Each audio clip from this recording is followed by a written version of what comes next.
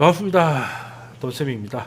일단은 뭐 FOMC 얘기를 안 할 수가 없죠. 근데 이번 6월달 FOMC는 몇 시간 전에 있었던 5월 CPI 발표가 예상치를 하회하면서 시장이 굉장히 환호를 한 상태로 시작을 했죠. 뭐 채권금리 2년물, 10년물 할 거 없이 3% 이상 빠지고 나스닥도 거의 2% 정도 상승을 하면서 시작을 했는데 기자회견 끝나고 약간의 차익 매물이 좀 나오면서 약간 밀린 상태로 마무리가 됐는데 채권금리는 조금 반등을 했더라고요. 이번 FOMC에 해석을 해야 되겠느냐? 우리들의 마음이 이미 미래에 가 있었지. 성명서는 이미 다 결정 나 있었잖아요. 만장일치로 결론을 지어가지고 이 결정에 힘을 실어주기 위해서 사전에 할 수 있는 토론과 미팅은 다 합니다. 그런데 2시간 정도 앞두고 나왔던 CPI가 하회했다고 해가지고 급하게 바꾸는 거는 쉽지 않고, 급하게 바꿀 수 있는 건 딱 하나 있죠. 기자회견에서 파월의 답변이 좀 바뀔 수 있는 것이지. 일단 성명서는 일단 좀 양면적이었어요. 우리들의 마음에 비해서는 좀 매파적이었지. 왜? 점도표를 봤더니 점도표가 올해 한 2번 정도 낮추는 걸로 돼 있었던 게 이제 2번 유지가 아니라 이제 한 번으로 줄었고, 한 번으로 줄었는데 24년께 준 거고, 특히 내년 같은 경우는 이제 3번이나 했는데 4번이나 가지고 한 칸씩 밀린 거지. 그리고 파월이 그렇게 중요하다고 얘기하는 코어 PC 전망이 이제 2.0, 원래 2.6인가 그랬죠. 올라가 버렸습니다. 올라가 버렸고 지금 중위값이 5.1 정도가 나왔어요. 이번 FOMC에서 가장 관심을 모으는 거는 점도표였는데 점도표가 매파로 나왔어요. 그래서 살짝 흔들렸더니 그래도 한 번이라도 괜찮다 반응으로 갔던 것 같아요. 그래서 이제 기자회견이 끝나기 직전에는 나스닥 지수는 한 2% 정도까지 올라갔었다가 마지막에는 한 1.6%인가에서 끝났죠. 물가 지표보다는 매파적으로 나왔는지를 생각해 보면 약간 시차인 것 같아요. 우리도 하다못해 CPI가 발표돼도 우리 시간 9시 30분 이전에는 연준 성명서하고 크게 다르지 않은 마음도 있었을 거예요. 올해 잘하면 뭐 동결될 수도 있다. 동결될 수도 있고 심지어 인상 이야기 나올 수 있다. 이런 마음도 없잖아 있었는데 CPI가 하회를 하면서 갑자기 확 바뀐 거잖아요. 근데 연준은 바뀔 수가 없었지. 바뀔 수가 없어가지고, 특히 연준 같은 경우는 연초에 좀 경기 둔화를 전망을 했었잖아요. 전망을 했는데 1분기 어땠어요? 뭐 고용도 그렇고 엄청 좋았잖아요. 그 정부의 이제 재정 지출 같은 게 상당히 도와줘가지고 오히려 굉장히 경기가 좋았습니다. 그래서 한 4월 5 가면서 연준이 이제 전망을 바꾸죠. 경기가 좋네? 라고 하면, 경기가 좋다는 말은 물가에 대해서는 좀 부정적이니까 인하에 대해서 매파적인 스탠스를 잡자 라는 생각을 하고 그렇게 만들었는데 또 CPI가 내려온 거야. 그러니까 이게 참 데이터를 보고 한다는 게 합리적인 것 같지만 이놈의 데이터가 매일 나오는 게 아니기 때문에 참 이게 시간이 안 맞아요. 시간이 안 맞아.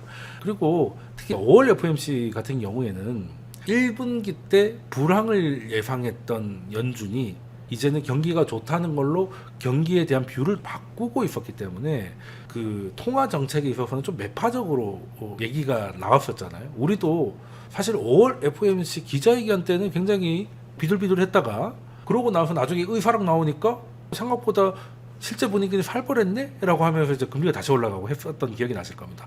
그러면 의사록은 우리는 뒤늦게 봤지만 먼저 그 의사록을 작성할 때 있었던 파월 같은 경우는 그 약간 매파적으로 가는 분위기를 알고 있었잖아요.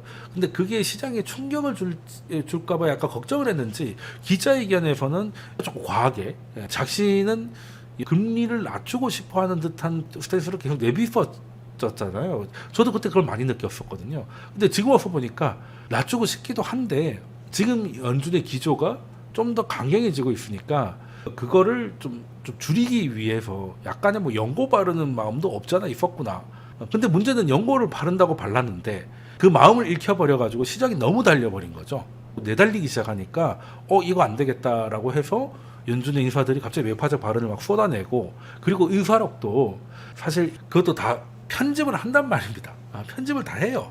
예를 들어서 이번에 동결하기로 했는데 자기는 이번에 동결에 반대라든지 이런 것들을 좀 남겨놓기 위한 거지 있는 그대로 다 적지 않습니다. 그리고 사후적으로도 약간 톤을 교정을 해요. 왜? 의사록 자체가 시장에 영향을 끼치는 걸 알고 있기 때문에 이것도 하나의 통화 정책이거든. 그죠? 그래서 의사록이 나올 때 조금 더 매파적으로 나오면서 금리 다시 올라가고 했던 기억이 나실 건데, 그랬던 연준이었기 때문에 의사록까지도 불과 얼마 전까지 좀 강경하게 내놨는데 CPI 하나가 하회했다고 해가지고 물가 보니까 너무 아름답더라고요. 그냥 다음 달부터 인하 지르려고요. 이렇게 할 수도 없는 거잖아. 근데 어찌됐든 그 결론이 나오고 나서 CPI가 나오고 오늘 또 PPI가 나왔어요. 그리고 월말에 PCE가 나오겠지. 계속 하향 트렌드를 이어간다면 연준은 또다시 데이터 보고한다고 데이터를 보고 한다며 그럼 데이터가 내려가는 걸로 하면 다시 완화적으로 가야지. 그래서 다음 FOMC 때는 적어도 지금보다 조금 더 비둘기적일 것 같긴 해요. 연준도 공무원이고 지금 현재 연준의 상태는 뭐 하나 내지르기가 쉽지 않고 그냥 데이터 보고 그때그때 해야 되는데 데이터가 느리고 나오는 날짜하고 FOMC 날짜가 참 조율이 안 돼요. 사실 발표같이 중요한 게 있으면 그 전에 미리 받아가지고 이후에 충분한 회의를 가지고 미팅을 해야 될 것 같은데 그게 아니잖아. FOMC 일정은 FOMC 일정대로 가고 GPO 발정은 또 GPO 나름대로 스케줄이 있는 거니까 그런 약간 엇박자가 나요. 가끔 그 특파원하고 이제 스튜디오하고 막 연결하는 뉴스 방송 보면 네 기자 들립니까? 그러니까 그러다가 조용하다가 들립니다 하는데 또 앵커는 안 들리나요? 하고 서로 막 말이 계속 꼬여가지고 말할 때 서로 겹치고 둘 다 말 안 할 때는 또 조용하고 이렇게 되게 그 장단 안 맞을 때가 있잖아요. 지금 약간 조금 그런 것 같아요. 왜 그런가 했더니 그린스펀이나 이런 사람들은 이제 뷰를 갖고 있잖아요. 이때쯤이면 금리를 올려야 돼. 이때쯤이면 금리를 뭐 낮춰야 돼. 이런 게 있기 때문에 결정하면 쭉 그 방향으로 가는데 지금은 파월 같은 경우는 데이터 나오는 거 보고하겠다는 거잖아요. 데이터 나오니까 이렇게 움직였다가 이렇게 움직였다 하는데 데이터가 실시간이 아니니까 렉이 생기는 거지. 그러니까 굉장히 좀 답답한 상황인 거예요. 그래도 성명서에서도 진전은 있었습니다. 일단 5월 달에는 물가가 안정화되는데 렉이 생겼다. 렉 걸렸다는 표현이 있었거든요. 근데 그게 바뀌었어요. 이렇게 물가 안정에 조금이지만 추가적인 진전이 있었다. 물가가 내려갔다는 거예요. 불과 한 달 전에는 물가가 내려갔는데 걸림돌이 발생했다. 렉이 걸렸다. 라고 했는데 이게 한 달 만에는 좀 큰 변화라서 중요할 것 같긴 한데 일단 물가에 대해서는 연준도 하방 트렌드인 건 알고 있는 것 같아요.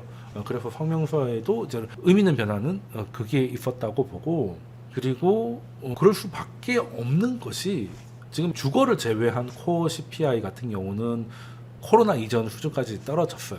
주거비가 늦게 떨어진다는 건 제가 여러 번 말씀드렸잖아요. 그걸 제외한 나머지 이제 코어 CPI는 더 이상 인상을 할 이유는 전혀 보이지 않습니다. 코로나 전으로 돌아와 버렸어요.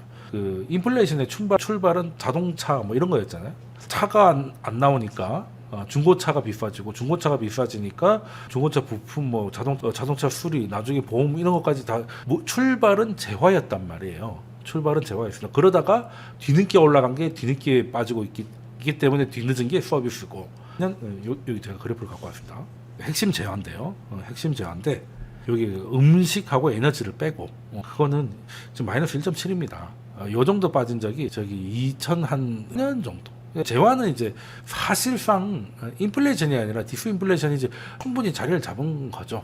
이제 물건값 때문에 뭐 물가 오른다 이런 얘기는 나올 게 없습니다. 코로나 이전으로 돌아온 수준이 아니라 그냥 아예 뭐 중국이 도시화를 하기 직전까지 떨어졌다니까요. 끝났다. 남아있는 게 지금 뭐 자동차 보험료 같은 거. 자동차 보험료가 왜 늦냐? 자동차 보험료는 1년마다 가입을 하니까 내게 오르려고 하면 내가 이번 달에 가입했으면 내가 가입하고 일주일 후부터 보험료가 올랐다 하더라도 내가 그걸 적용받는 데는 한 1년 걸리잖아요. 그러니까 자동차 보험료가 뒤늦게 그 물가를 좀 자극하는 요인이었고 미국은 자동차 왕국이잖아.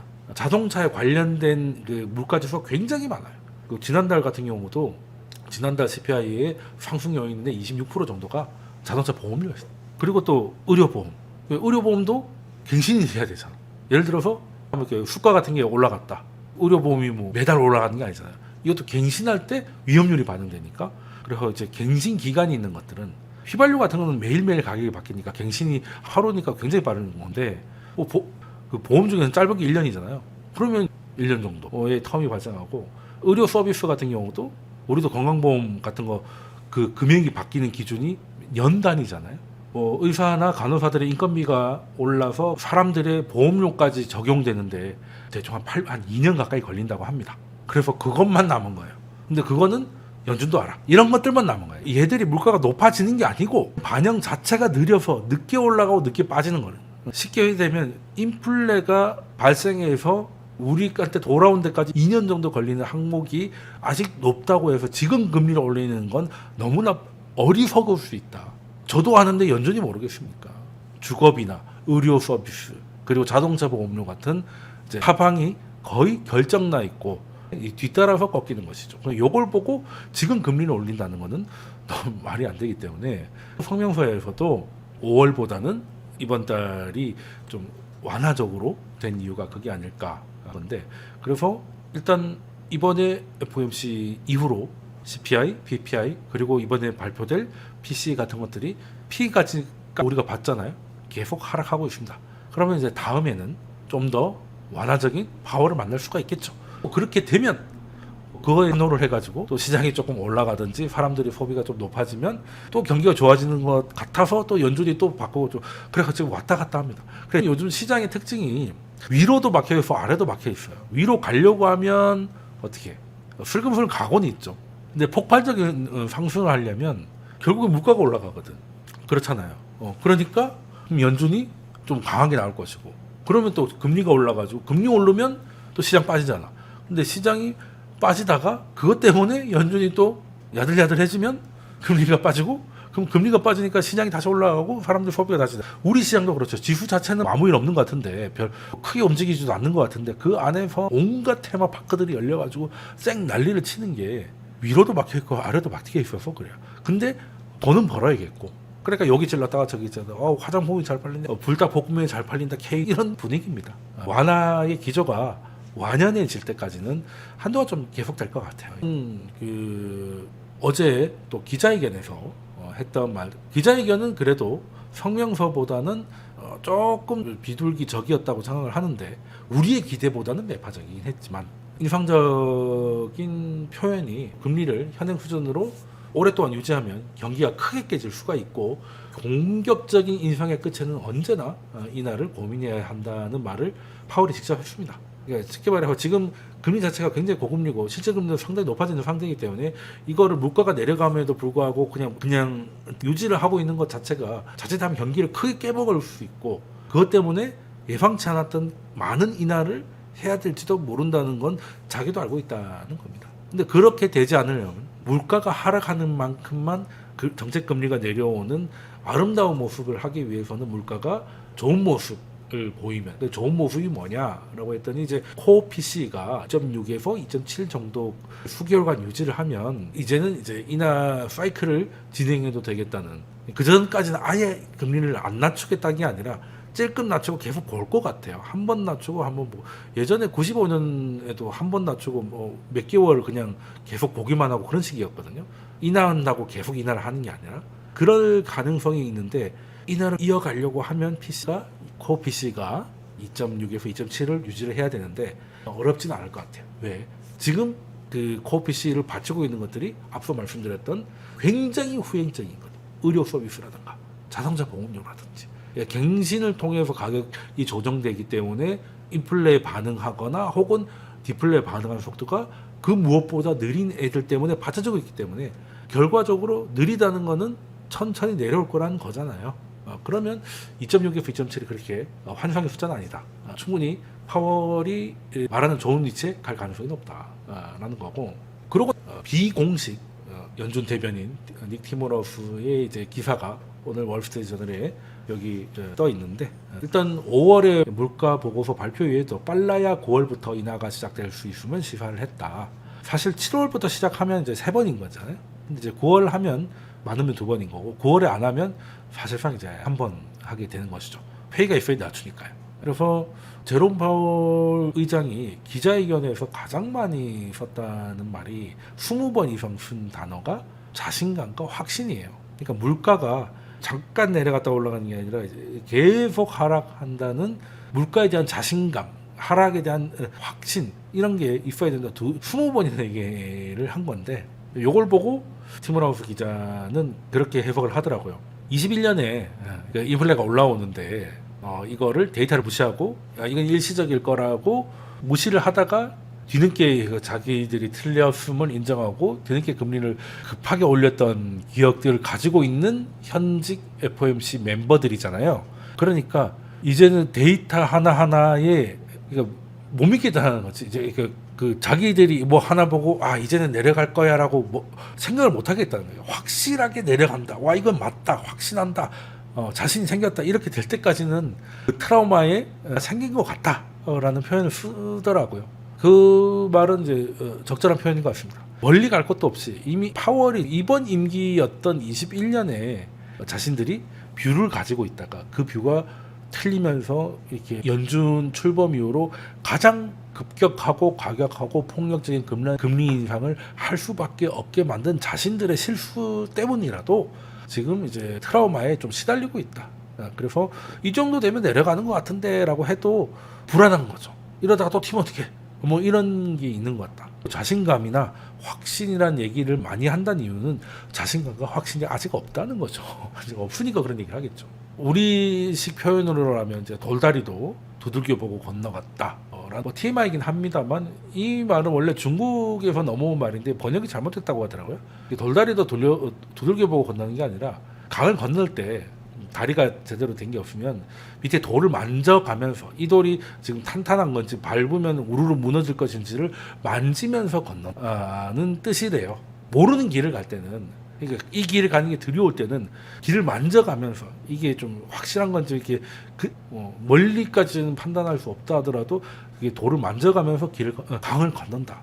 이 표현이 그 중국이 가장 큰 도전을 했을 때가 사실은 개혁 개방을 시작할 때였잖아요. 문화대혁명 이후로 너무 이념에 사로잡혀가지고 그 뭐 공산주의고 뭐고 다 좋지만 이거 사람이 굶어 죽고 이게 보통 일이 아니다. 그래서 우리는 살기 위해서 개혁 개방을 해야 되겠는데 두렵잖아요. 그래서 그때 자주 썼던 말이래. 강바닥을 만져가면서 건넌다. 지금 이제 그 말이 데이터 디텐던시죠. 데이터를 봐가면서. 근데 돌은 딱 만져보면 바로 직감적으로 알 수 있겠지만 파월이 기다리는 데이터는 고용과 물가는 후행 데이터이기 때문에 앞으로 갈 것 같으면 앞에 돌을 만져야 되는데 뒷돌을 만지고 있다는 것이죠. 그게 문제입니다. 그게 문제예요. 그렇게 된 데는 21년에 아픈 기억인 것 같다는 게 이제 티모라우스 기자의 견해고 저도 거기 동의를 합니다. 그래서 제가 말씀드렸잖아요. 금리 인하가 예전처럼 경기 침체가 와서 금리를 급하게 내려서라도 부양을 해야 되는 절대절명의 상황이 왔다는 걸 의미하지 않을 가능성이 높고 인플레 시대에서는 금리가 인하가 시작된다 하더라도 일단 예전처럼 금리 인하할 때는 할 때마다 팍팍팍 깎거든요. 근데 그러지 않고 95년 때처럼 한번 낮춰보고 좀 괜찮으면 좀 있다가 조금 더 낮춰보고 뭐 그런 식이 그러다가 98년에 롱텀 캐피탈이 파단이 나면 그제서야 제대로 된 하락을 하는 거죠.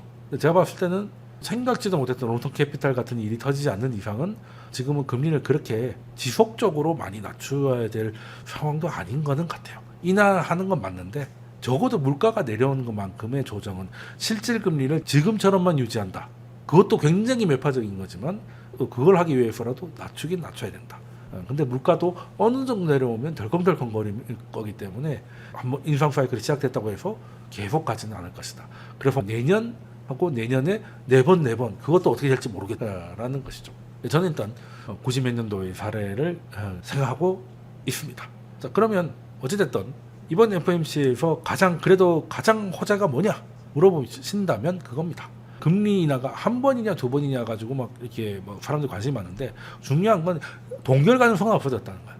여기까지 왔으면 뭐 인상은 뭐 애초부터 말이 안 됐고 동결이라는 우려라고 해야 되나? 그게 없어지는 거죠.